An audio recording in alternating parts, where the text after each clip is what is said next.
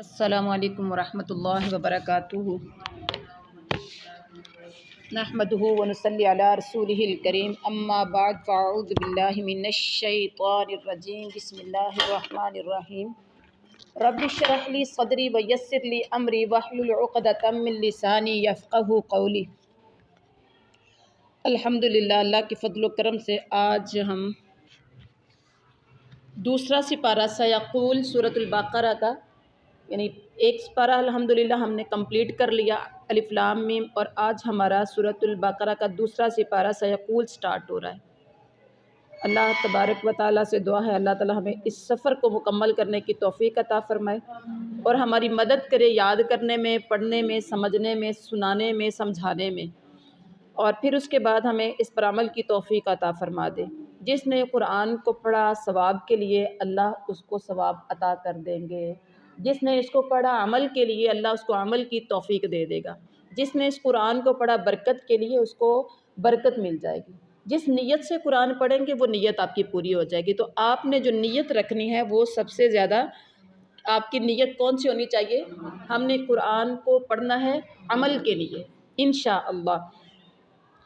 تو قرآن پاک کلام اللہ ہے۔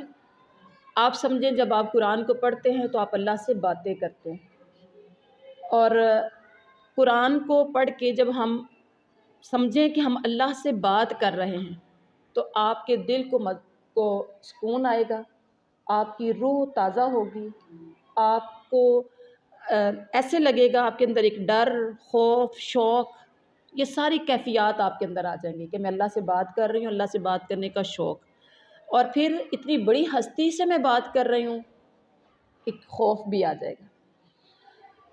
تو یہ قرآن پاک کل قیامت والے دن سفارشی بن کے آئے گا۔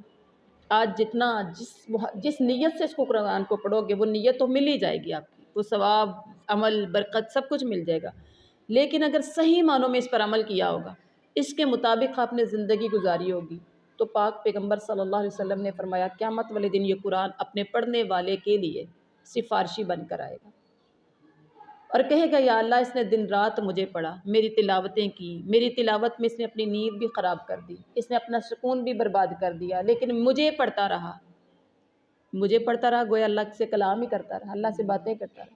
تو یا اللہ آج میں اس کی سفارش کرنے کے لیے آیا ہوں کہ اس کو بخش دے، اس کو جنت میں بھیج دے، یا اللہ میری سفارش اس کے حق میں قبول فرما۔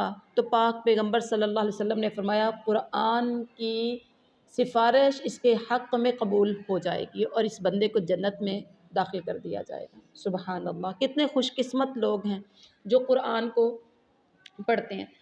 تو اللہ ہمیں بھی ان خوش قسمتوں میں سے بنا دے جن کے حق میں قرآن قیامت والے دن سفارش کرے گا۔ تو سب سے پہلے ہم آتے ہیں تجوید کی طرف۔ سیقو، سا سین ہے سٹارٹ میں، سین کی سٹی، سیقول السفہاء، سیقول السفہاء۔ ہمارے یہ جتنے بھی یعنی کہ قرآن پاک کا جو ہم پڑھ رہے ہیں اس میں ہمیں بہت سی چیزیں ملتی ہیں۔ نمبر 1 ہماری اس میں تجوید بہتر ہوگی، سب سے پہلا کام تجوید بہتر ہوگی۔ نمبر 2 لفظی ترجمے کا ہمیں پتہ چلے گا۔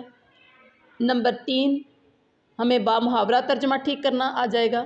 نمبر 4 ہمیں قرآن اور حدیث کی روشنی میں، صحیح احادیث کی روشنی میں ہمیں مین اہم پوائنٹس کا پتہ چلے گا تشریح کی صورت میں۔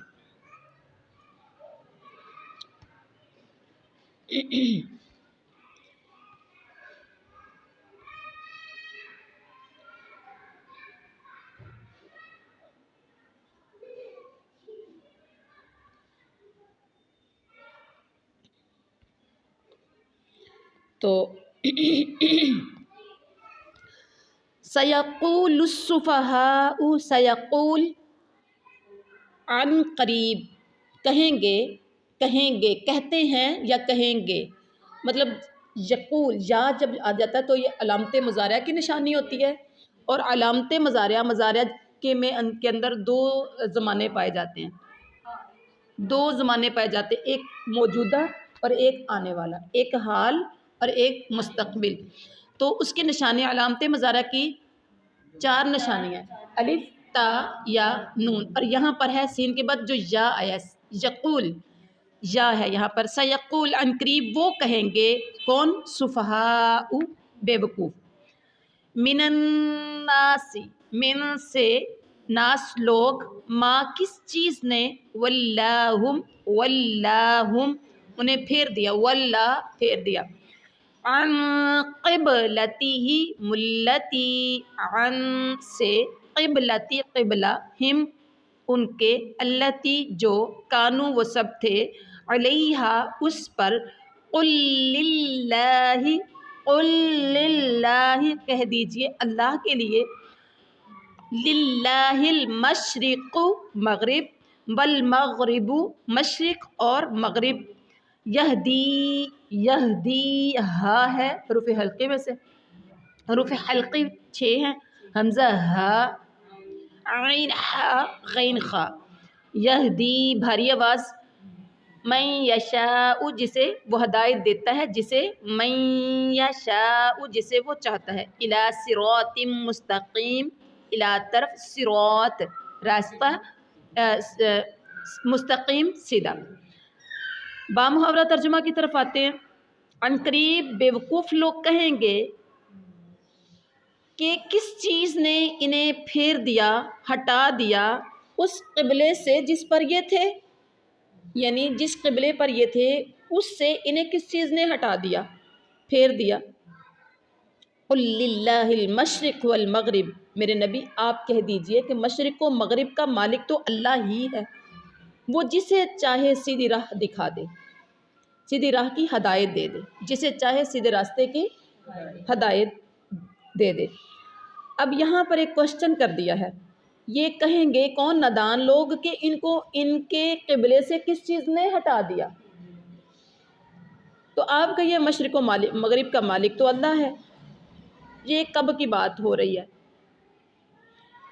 جب آپ صلی اللہ علیہ وسلم مکہ سے ہجرت کر کے مدینہ کی طرف گئے تو آپ نے مکہ سے مدینہ کی طرف جب گئے، مکہ میں تھے تو قبلہ کی طرف ہی منہ کر کے نماز پڑھتے تھے، یعنی سینٹر میں جیسے قبلہ ہے تو چاروں طرف کے لوگ جو ہے انہوں نے منہ قبلہ کی طرف ہی کرنا، خانہ کعبہ کی طرف ہی کرنا، ایسا ہی ہے، یعنی سب کا منہ خانہ کعبہ کی طرف ہی ہوتا ہے۔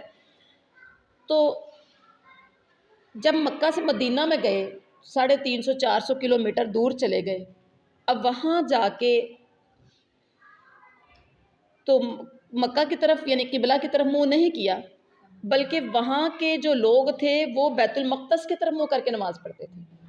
تو آپ نے بھی اللہ کے حکم سے، اپنی مرضی، نبی تو اپنی مرضی کرتا ہی نہیں ہے، اللہ کے حکم سے ہی 16 مہینے یا 17 مہینے، 16 یا 17 مہینے تک آپ نے بیت المقدس کی طرف منہ کر کے نماز پڑھی، لیکن آپ کی خواہش تھی کہ میرا رخ خانہ کعبہ کی طرف ہونا چاہیے اور نماز ادھر ہی پڑھی جائے جو قبلہ ابراہیمی ہے۔ خواہش بھی کرتے رہے، دعا بھی کرتے رہے، آسمان کی طرف نظریں اٹھا اٹھا کے جیسے کسی حکم کا منتظر ہوں، تو انتظار بھی کرتے رہے، اس کا سارا تذکرہ آگے اللہ تعالیٰ نے خود ہی کر دیا، اور بار بار آسمان کی طرف نظریں اٹھا کے دیکھتے رہے، انتظار کرتے رہے کہ اللہ کا حکم آ جائے۔ آخر کار اللہ تعالیٰ نے قبلہ تبدیل کرنے کا حکم دے دیا کہ بیت المقدس سے اپنا قبلہ خانہ کعبہ کی طرف کر لیا جائے، جس پر یہودیوں اور منافقین نے شور مچا دیا۔ جو ایمان کے کچے منافقین تھے، یہودی تو پہلے ہی بڑے پکے تھے، اپنے دین پر وہ بڑے پکے تھے، لیکن منافقت جو سٹارٹ ہوئی تھی وہ مدینہ سے جا کے ہوئی تھی۔ ایک ذہن میں رکھ لیں بات، منافقت کہاں سے سٹارٹ ہوئی؟ منافقت کا آغاز مدینہ سے ہوا تھا، مکہ میں منافقت نہیں تھی۔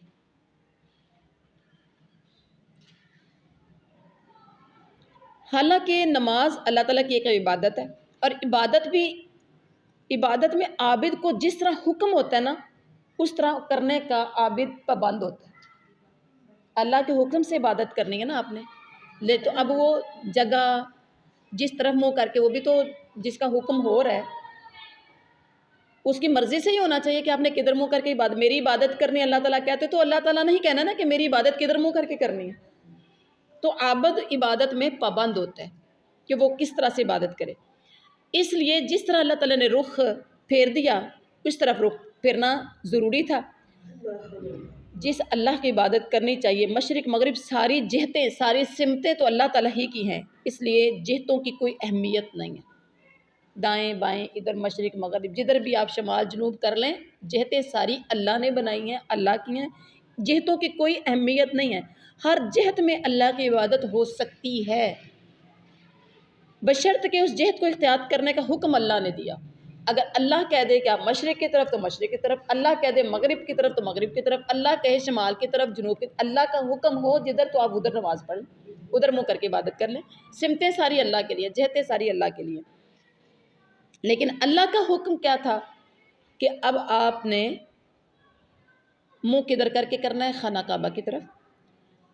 تحویل قبلہ کا یہ حکم نماز عصر کے وقت آیا. مفسرین کہتے ہیں عصر کی نماز، یہ حدیث میں بھی آتا ہے کہ عصر کی نماز پڑھ رہے تھے، عصر کی نماز کے وقت آیا تھا اور عصر کی نماز خانہ کعبہ کی طرف رخ کر کے پڑھی گئی.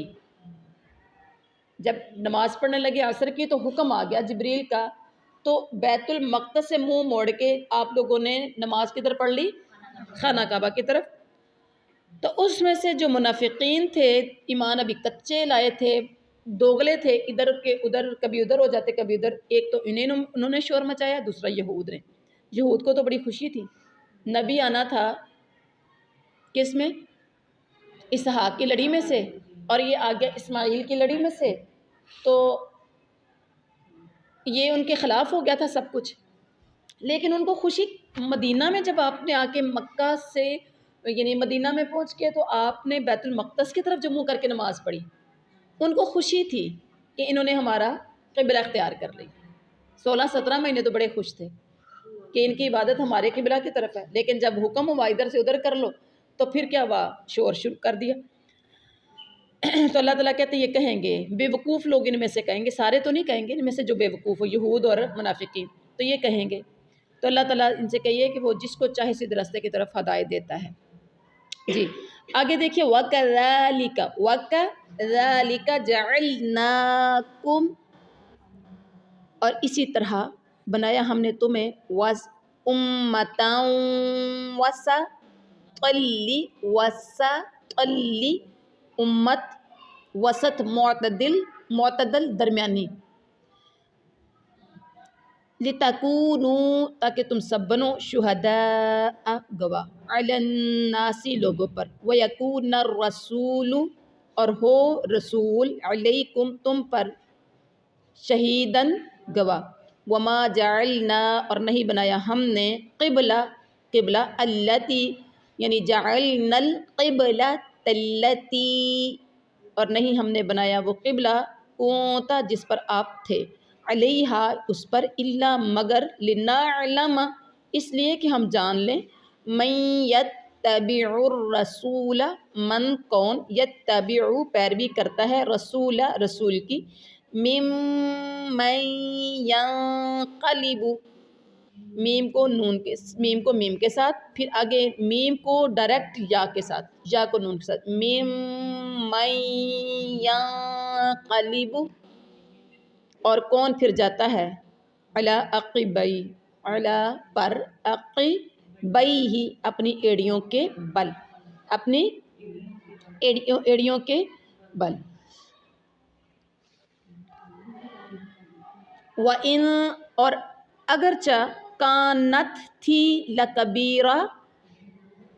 لکبیرۃً بھاری، گراں، مشکل، الا مگر، علی الذین ان لوگوں پر نہیں جنہیں ہدی اللہ ہدایت دی تھی اللہ نے. وما اور نہیں، کان اللہ ہے اللہ، لیضیع تاکہ وہ ضائع کر دے، ایمانکم تمہارا ایمان. ان اللہ بے شک اللہ، بالناس لوگوں پر لرؤوف الرحیم یقیناً رؤوف ہے، شفقت کرنے والا، مہربان ہے۔ بامحاورہ ترجمہ کی طرف آئیے۔ وَكَذَلِكَ جَعَلْنَاكُمْ أُمَّةً وسط، وسط کو پہلے سمجھ لیں، وسط کیا ہے؟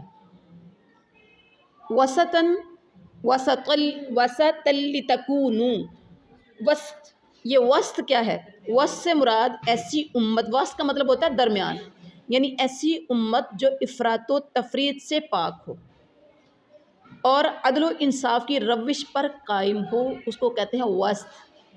بات سمجھ میں آ گئی؟ وسط، یہ دیکھیں آپ کے 3 حلق ہیں، آج بھی ہم نے پڑھا تھا حروف حلقی 6، حمزہ ہ، عین ح، غین خا۔ درمیان والے حلق کو کیا بولا جاتا ہے؟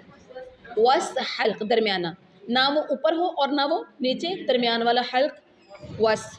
تو یہاں پر کیا ہے کہ ایسی امت جو عدل و انصاف کی روش پر قائم ہو، جو افراط و تفریط سے پاک ہو۔ ہم نے تمہیں اسی طرح ہم نے تمہیں امت وسط یعنی افضل امت بنایا ہے تاکہ تم لوگوں پر گواہ ہو جاؤ اور رسول تم پر گواہ ہو جائے۔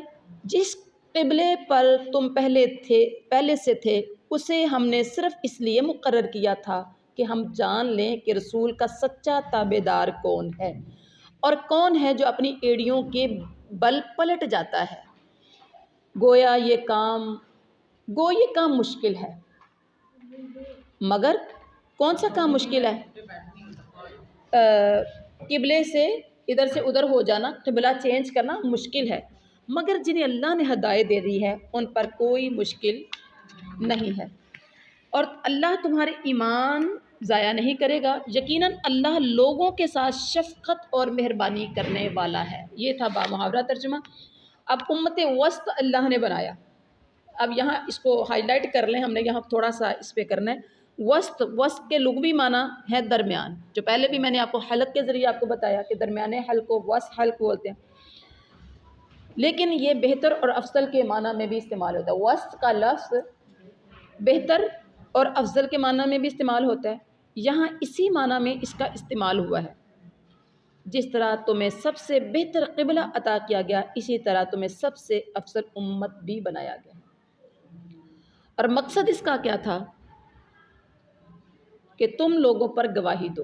اللہ اپنے نبی سے کہہ رہا ہے تم لوگوں پر گواہی دو، اور جیسا کہ ایک دوسرے مقام پر آتا ہے کہ لِيَكُونَ الرَّسُولُ شَهِيدًا عَلَيْكُمْ وَتَكُونُوا شُهَدَاءَ عَلَى النَّاسِ، سورۃ الحج میں آتا ہے تاکہ رسول تم پر اور تم لوگوں پر گواہ ہو جاؤ۔ اب اس کی وضاحت بہت سی احادیث ہیں اس کی وضاحت میں، اور وہ اس طرح سے کہ جب اللہ تعالیٰ پیغمبروں سے قیامت والے دن پوچھے گا کہ تم نے میرا پیغام لوگوں تک پہنچایا، پیغمبروں سے اللہ پوچھے گا، جو اب ہمیں پتہ ہے 1,24,000 کے کم و بیش رسول آئے ہیں، آپ نے دیکھے ہیں؟ کوشچن یہ ہے آپ سے، آپ نے دیکھے ہیں نبی؟ تو آپ کیوں کہتے ہیں 1,24,000 کم و بیش نبی آئے؟ آپ کیوں کہتے ہیں؟ ہم کیوں کہتے ہیں؟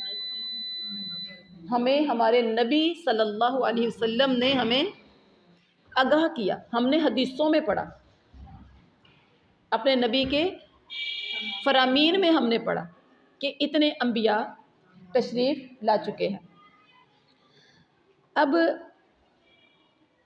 قیامت والے دن اللہ نبیوں سے پوچھے گا، ان سارے نبیوں سے، کہ تم نے میرا پیغام پہنچایا تھا؟ وہ جواب دیں گے جی اللہ ہم نے پہنچایا تھا۔ اللہ تعالیٰ کہے گا کہ تمہارا کوئی گواہ ہے کہ تم نے پہنچایا تھا کہ نہیں پہنچایا تھا؟ اگر تم کہتے ہو پہنچایا تھا تو گواہ تو کوئی ہونا چاہیے۔ وہ کہیں گے ہاں محمد صلی اللہ علیہ وسلم اور ان کی امت ہماری گواہ ہے۔ تو پھر کیا ہوگا؟ یہ امت محمدیہ گواہی کے لیے لائی جائے گی اور یہ گواہی دے گی، اس لیے اس کا ترجمہ عادل بھی کیا گیا ہے، عدل کرنے والی، انصاف کرنے والی۔ یہ ابن کثیر میں آتا ہے۔ اور ایک معنی وسط کا مطلب اعتدال کے، یعنی امت معتدل، ایسی امت جو افراط و تفریط سے پاک ہو۔ یہ اسلام کی تعلیمات کے اعتبار سے ہے کہ اس میں اعتدال ہے، افراط و تفریط نہیں ہے۔ افراط بہت ہی کم، تفریط بہت غلو کر دینا، بہت زیادہ کر دینا، بلکہ ہر کام میں معتدل راستہ ہونا چاہیے، ایک درمیانہ ہونا چاہیے۔ جی، اب اس کے بعد کیا ہے کہ اللہ تعالیٰ کیا کہتے ہیں، ہم مقصد قبلہ سے ادھر رخ کرنے کا مقصد کیا تھا؟ دیکھنا یہ تھا کہ رسول کا سچا تابع دار کون ہے اور کون ایڑیوں کے بل پلٹ جاتا ہے۔ مقصد صرف ان کا امتحان تھا، ان کا، مدینہ والوں کا امتحان کے لیے یہ قبلہ تبدیل کیا گیا ہے، اصل مقصد اور کوئی نہیں۔ یہ تحویل قبلہ کی غرض اللہ نے خود ہی صاف الفاظ میں ہمیں واضح ترجمے سے سمجھ آ گئی آپ کو۔ مقصد امتحان تھا، مومنین صادقین جو سچے تابع دار ہوں گے، جو نبی سے سچی محبت کرنے والے ہوں گے، وہ تو آپ صلی اللہ علیہ وسلم کی بات سن کر اشارہ سمجھ جائیں گے، فوراً اشارے سے ہی وہ سمجھ جائیں گے۔ یعنی رسول اللہ کے اشارے ابرو کے منتظر ہمیشہ مومنین و صادقین ہی رہا کرتے تھے کہ کبھی بھی نبی کا حکم ہو تو ہم جو کہہ دیں ہم وہ کر گزریں۔ تو ان کے لیے تو کوئی مشکل نہیں تھا، کیونکہ جو دل سے، سچے دل سے جو ایمان لایا تھا، سارے اس نے سب کی ہر چیز کی قربانی دے دی تھی، اور وہ صحیح سچا فرما بردار وفادار مومن، ہر وقت منتظر میرا نبی کچھ کہے تو ہم وہ کریں۔ ان کے لیے تو مشکل کوئی نہیں تھا، اور بلکہ ایک مقام پر کہتے ہیں کہ عین نماز کی حالت میں جب وہ رکوع میں تھے، نماز کی حالت میں تھے، تو ان کے پاس یہ حکم پہنچا، پیچھے سے کسی نے آواز لگائی کہ آج قبلہ کا رخ چینج ہو گیا، مطلب نماز میں قبلہ چینج ہو گیا، آپ نے بیت المقدس سے بیت اللہ کی طرف منہ کر کے نماز پڑھنی۔ تو وہ نماز پڑھ رہے تھے عصر کی، اور ان کا جو قبلہ منہ تھا وہ بیت المقدس کی طرف تھا، عصر کی نماز تھا، رکوع کی شکل میں انہوں نے اپنے رخ کو ادھر سے قبلہ کی طرف کر لیا فوراً، مطلب انہوں نے انتظار نہیں کیا کہ رکوع سے اٹھیں تو باقی نماز پوری پڑھ کے سلام پھیر کے تو رخ ادھر کریں گے، نہیں، بلکہ فوراً کر لیا، رکوع میں ہی گھوم گئے۔ تو انہوں نے جب یہ اس طرح کیا تو اس مسجد کو، جس مسجد میں وہ نماز پڑھی جا رہی تھی، تو پہلے انہوں نے کیا بیت المقدس کی طرف، پھر انہوں نے کیا بیت اللہ کی طرف، اس مسجد کا نام قبلتین رکھ دیا گیا، مسجد قبلتین، دو قبلوں والی مسجد۔ کیا مطلب ایک اس میں پہلے بیت المقدس کی طرف، پھر بیت اللہ کی طرف، یعنی وہ مسجد جس میں ایک نماز دو قبلوں کی طرف رخ کر کے پڑھی گئی، وہ مسجد قبلتین کہلائی۔ اب آپ کو سمجھ میں آ گئی قبلتین مسجد۔ اور ایسا ہی واقعہ مسجد قباء میں بھی آیا پیش، ٹھیک ہے۔ تو اللہ تعالیٰ کہتے ہیں ہم جاننا چاہتے، لینا علامہ، تاکہ ہم جان لیں، لیکن اللہ کو تو پتا تھا۔ اللہ کہہ رہا ہے تاکہ ہم جان لیں، کیا مطلب جب رخ کریں گے، جو لوگ کریں گے ان کا اور جو نہیں کریں گے ان کا بعد میں پتہ چلے گا اللہ کو تو آلریڈی علم تھا۔ مطلب اس کا یہ ہے کہ تاکہ ہم اہل یقین کو اہل شک سے علیحدہ کر دیں۔ ہم جان لیں کا مطلب کیا ہے کہ جو شک والے لوگ ہیں ان کو سائڈ پہ کر دیں، جو یقین والے لوگ ہیں ان کو سائڈ پہ کر دیں، ان کو علیحدہ کر دیں، تاکہ لوگوں کے سامنے بھی دونوں قسم کے لوگ واضح ہو جائیں، مومن اور منافق کا پتہ چل سکے، دوغلے بندے کا اور ایمان والے پکے بندے کا پتہ چل جائے، کون مخلص آپ کے لیے کون مخلص نہیں ہے۔ اور یہ پتہ کب چلتا ہے؟ جب مشکل وقت ہو، ایسا ہوتا ہے؟ ویسے تو سارے بڑے مخلص ہیں، مشکل وقت میں پتہ چلتا ہے کون کس کے ساتھ۔ تو یہ اللہ واضح کرنا چاہتا تھا، اور پہلے تو نبی کو بھی نہیں پتا تھا کہ ان میں سے مجھ سے سچی محبت کرنے والے کون ہیں، دین کے ساتھ مخلص کون ہے، نبی کو بھی نہیں پتا تھا۔ اب پتہ چل گیا، جنہوں نے رولا ڈالنا شروع کر دیا، پتہ چل گیا کہ اچھا یہ لوگ ہیں جو مخلص نہیں ہیں۔ اور اللہ تعالیٰ کیا کہتے ہیں؟ اللہ تعالیٰ لوگوں پر بہت زیادہ، اللہ تعالیٰ شفقت کرنے والا، مہربانی کرنے والا ہے۔ آگے دیکھیے، قبلہ، پیچھے ہم نے تذکرہ یہ سارا پڑھے تھے قبلہ کا، اب اللہ تعالیٰ کیا کہتے ہیں؟ قد نرا، قد قد نرى،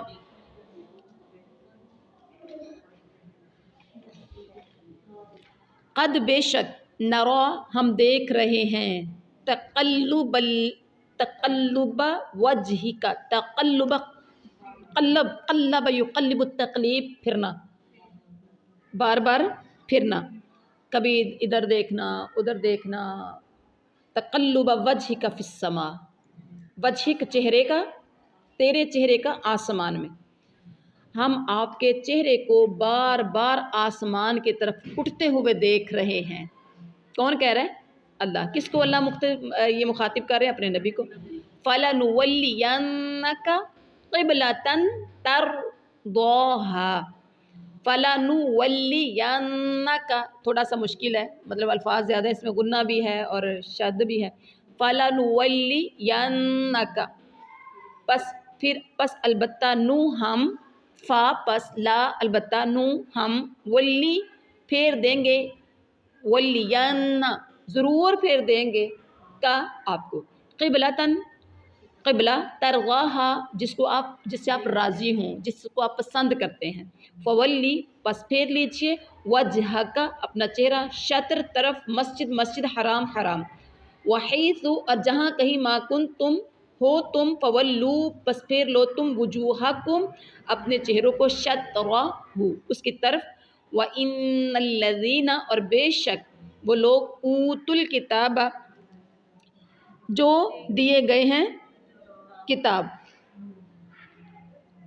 اور بے شک وہ لوگ جو دیے گئے ہیں کتاب، لَيَعْلَمُونَ البتہ وہ یقیناً وہ سب جانتے ہیں، أَنَّهُ الْحَقُّ کہ بے شک وہی حق ہے، من ربہم ان کے رب کی طرف سے، وَمَا اللَّهُ اور نہیں ہے اللہ، بِغَافِلٍ بے خبر، عَمَّا اس چیز سے جو یعملون وہ سب یعملون عمل کرتے ہیں، ٹھیک ہے، جو وہ کام کرتے ہیں یا کام کر رہے ہیں۔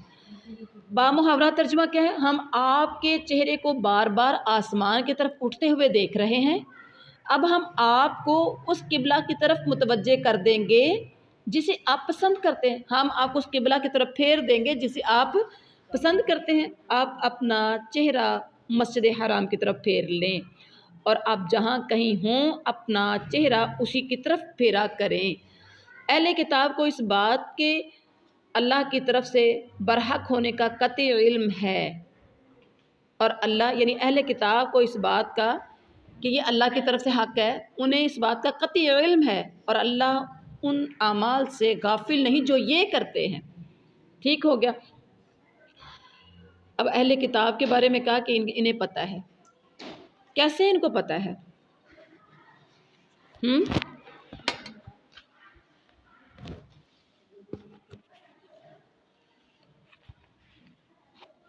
کیسے ان کو پتہ ہے؟ اہل کتاب کے مختلف صحیفوں میں خانہ کعبہ کے قبلہ آخر الانبیاء ہونے کے بارے میں واضح اشارات تھے کہ آخری نبی کا قبلہ خانہ کعبہ ہوگا، ان کی کتابوں میں موجود تھا کہ آخری نبی کا قبلہ خانہ کعبہ ہوگا، اس لیے اس کا برحق ہونا انہیں یقینی طور پر معلوم تھا، ان کی کتاب کے اندر موجود تھا، انہوں نے پڑھا ہوا تھا، لہٰذا انہیں یقینی علم تھا، مگر ان کا نسلی غرور اور حسد حق کو قبول کرنے میں رکاوٹ بن گیا۔ نسلی کون سا تھا؟ نبوت چلتی آ رہی تھی حضرت اسحاق علیہ السلام کی نسل سے، اور جب کہ یہ سلسلہ چینج ہو گیا، چلا گیا حضرت اسماعیل، آخری نبی آئے ہیں حضرت اسماعیل علیہ السلام کی نسل سے، تو یہ حسد غرور تکبر میں آ کر نسلی غرور جو تھا، اس وجہ سے انہوں نے ماننے سے انکار کر دیا۔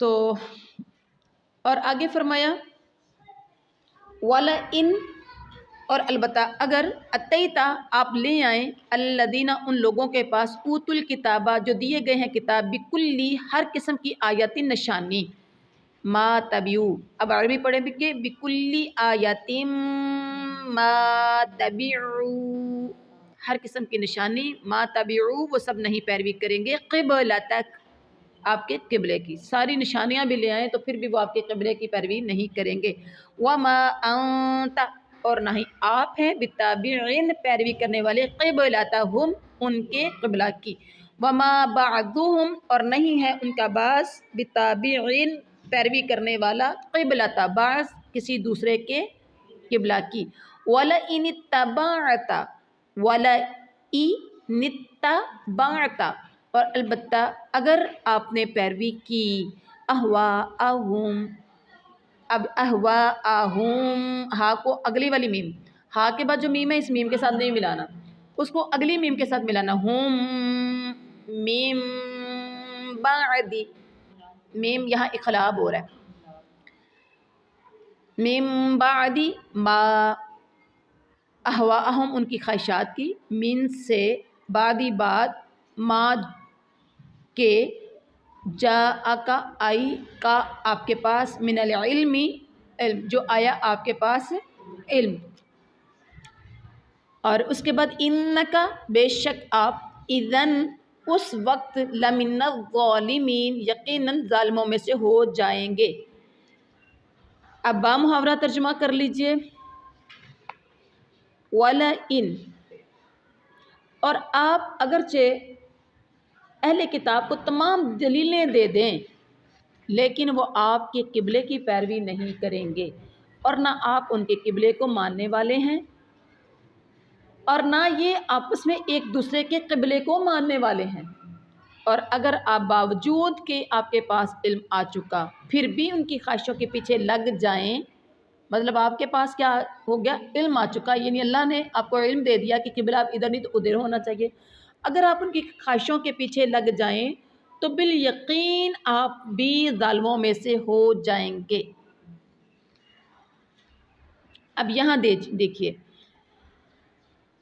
ساری دلیلیں دیکھنے کے باوجود وہ آپ کی پیروی نہیں کریں گے، پکی ٹھکی بات کہہ دی، کیونکہ یہود کی مخالفت تو حسد اور عناد ضد کی بنا پر تھی، اس لیے دلائل کا ان پر کوئی اثر نہیں ہوگا، کیونکہ ایک نسلی غرور اور تکبر نے ان کے دل گندے کر دیے تھے، اب اس سے ان کا دل صاف نہیں ہو سکتا۔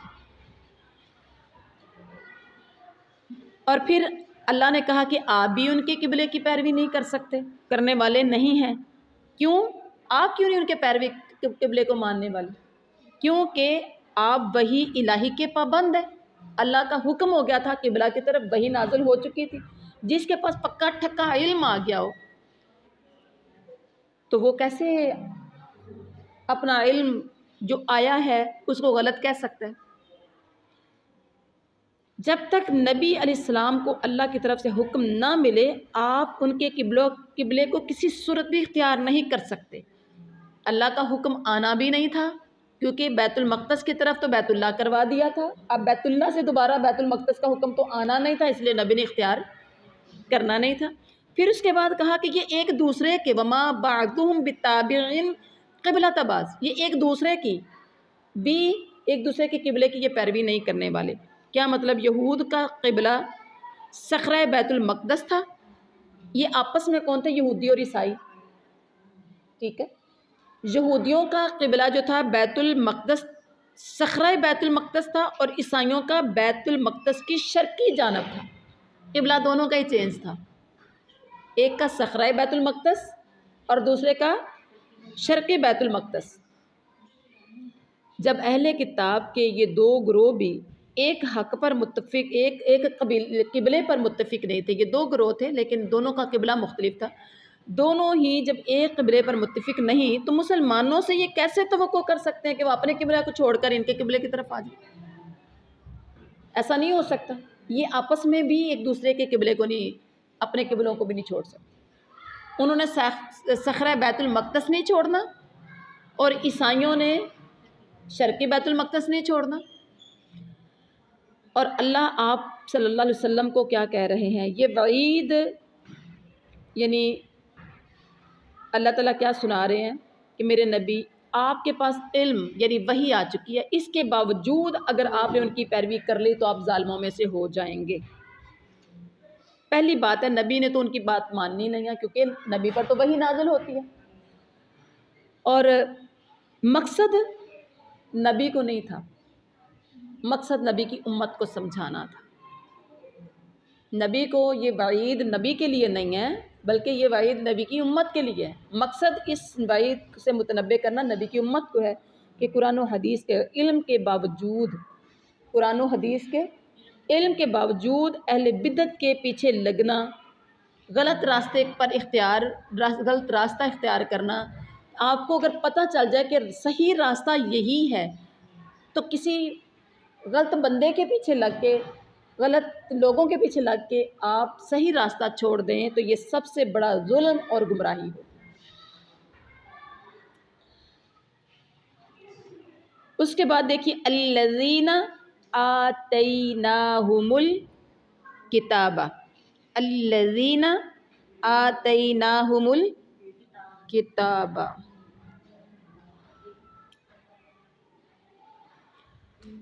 وہ لوگ جنہیں ہم نے دی کتاب، یعرفونہ وہ سب پہچانتے ہیں اسے، کما جیسا کہ یعرفونہ وہ سب پہچانتے ہیں ابناءہم اپنے بیٹوں کو، وَإِنَّ فَرِيقًا مِّنْهُمْ اور بے شک ایک گروہ ان میں سے ایسا ہے، لَيَكْتُمُونَ الْحَقَّ البتہ وہ چھپاتے ہیں حق کو، وَهُمْ يَعْلَمُونَ واو اور ہے لیکن یہاں واو کا معنی اور نہیں کریں گے، یہ حالانکہ کے معنوں میں آئے گی، اور وہ چھپاتے ہیں حق کو حالانکہ وہ سب جانتے ہیں. بامحاورہ ترجمہ، جنہیں ہم نے کتاب دی وہ تو اسے ایسا پہچانتے ہیں جیسے کوئی اپنے بچوں کو پہچانے.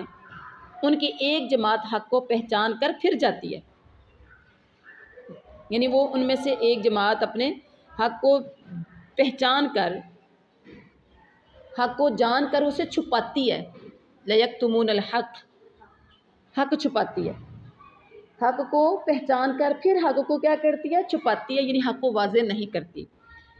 اب یہاں کن کا تذکرہ ہو رہا ہے؟ اہل کتاب کے ایک گروہ کا جو حق کے چھپانے کا مجرم تھا، اس کو یہاں مجرم قرار دیا جا رہا ہے. سارے نہیں چھپاتے ہیں، ان میں سے ایک گروہ، ایک جماعت چھپاتی ہے حق کو، کیونکہ ان میں ایک فریق، ایک گروہ عبداللہ بن سلام رضی اللہ عنہ جیسے لوگوں کا بھی تھا جو اپنے صدق و صفائے باطنی کی وجہ سے اسلام جن نے قبول کر لیا تھا.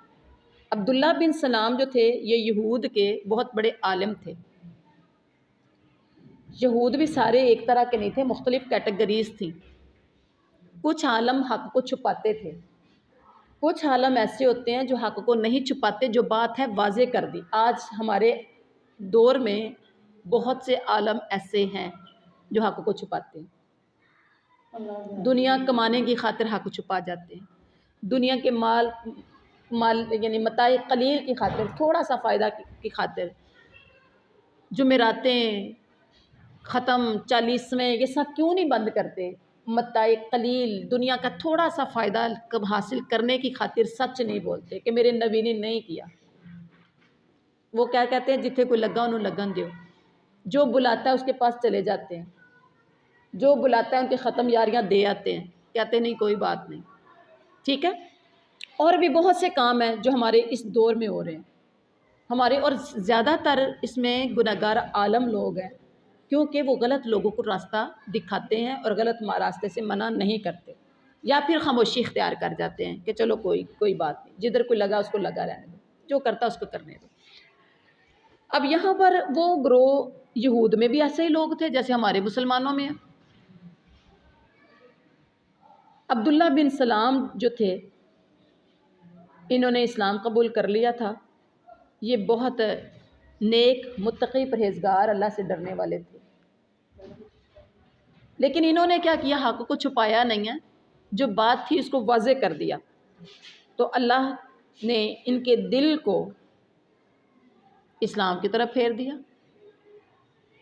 کیونکہ یہ عالم تھے تو انہوں نے پڑھی ہوئی تھی تورات، انہوں نے کتابیں پہلے پڑھی ہوئی تھی، پڑھنے کے جب سارا کچھ نبی کے بارے میں، آخری نبی کے بارے میں سب کچھ جانتے تھے.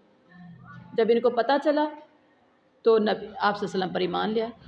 لیکن اس میں ایک فریق ایسا ہے جو حق کو چھپاتے ہیں حالانکہ وہ جانتے ہیں.